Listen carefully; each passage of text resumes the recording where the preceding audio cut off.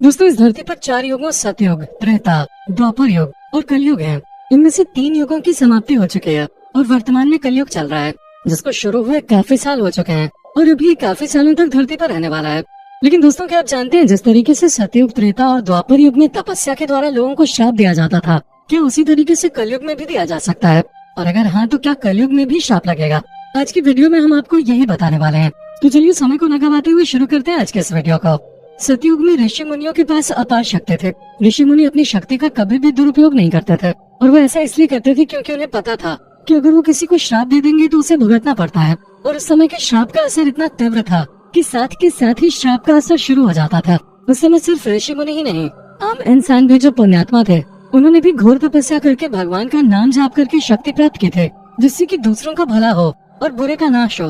ये हमेशा किसी के लिए बुरा नहीं चाहते थे, हमेशा दूसरे की भलाई के लिए ही सोचा करते थे। और इनके अंदर जो भी शक्तियाँ थीं, इन्हें दिव्य शक्ति कहा जाता था। दिव्य शक्ति बुराई से लड़ने की क्षमता देती है।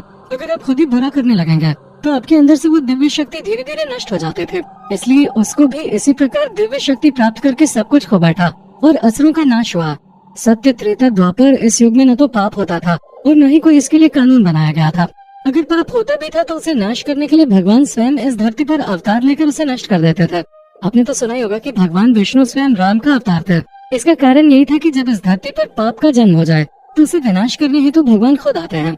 भगवान श्री कृष्ण ने भगवत गीता में पांडुपुत्र अर्जुन को कहा कि इन 3 युगों में तो इंसानों ने पाप नहीं किया, मगर इस कलयुग में खूब पाप होने वाले हैं। अब इससे छुटकारा पाने के लिए एक ही उपाय है कि श्रीहरि का नाम लो। वैसे तो कलयुग के बारे में आप जानते ही होंगे। कलयुग को कलह का युग कहा गया है। 4 युगों का वर्णन सनातन धर्म में हर जगह पाया जाता है। ये 4 युग है सतयुग, त्रेता युग, द्वापर युग और कलयुग।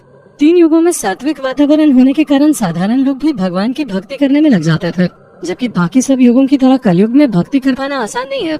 यहाँ जन्म लेने वाले लोग जीवन भर कष्ट भोगते हैं। इस युग में राजा अपनी प्रजा का शोषण करते हैं, धर्म ग्रंथ लुप्त हो जाते हैं। इस युग में बड़े भयंकर युद्ध होते हैं और अकाल पड़ते रहते हैं। प्राकृतिक आपदाएं आती रहती हैं और नई नई बीमारियां जन्म लेती हैं, जो महामारी बनकर लोगों को प्रताड़ित करती रहती हैं। इस युग में सबसे ज्यादा पाप होने के कारण पुण्यात्मा बहुत कम रहेंगे। पापी आत्मा इस धरती पर सबसे अधिक रहेंगे, जिसके कारण किसी को भी श्राप का प्रभाव जल्दी नहीं पड़ने वाला। इस कलयुग में अगर कोई व्यक्ति किसी को श्राप देता है तो उसका प्रभाव पड़ सकता है, मगर उसका असर धीरे धीरे होगा, क्योंकि जिस व्यक्ति ने श्राप दिया है उसने भी कहीं न कहीं पाप किए हैं, जिसके कारण उसके श्राप का धीरे धीरे असर होता है। लेकिन श्राप का उन व्यक्तियों पर असर जरूर होता है। जिस प्रकार मौसम बदलता रहता है, ठीक उसी प्रकार श्राप का भी असर बदलता रहता है। लेकिन समय आने पर उन श्राप का असर आप जरूर समझ पाएंगे।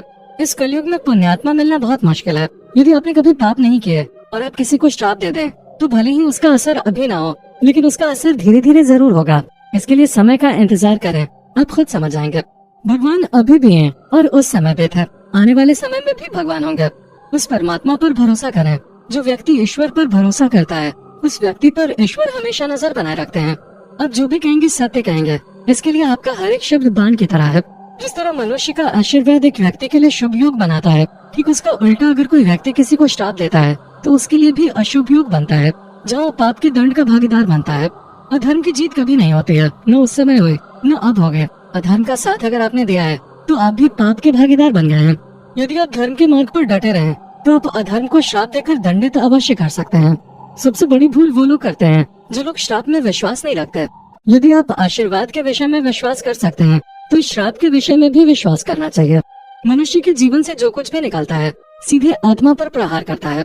भले ही आप उसे देख नहीं पाते हैं, लेकिन आपकी आत्मा पे बहुत चोट लगती है और उन्हें एक न एक दिन श्राप का दंड जरूर प्राप्त होता है।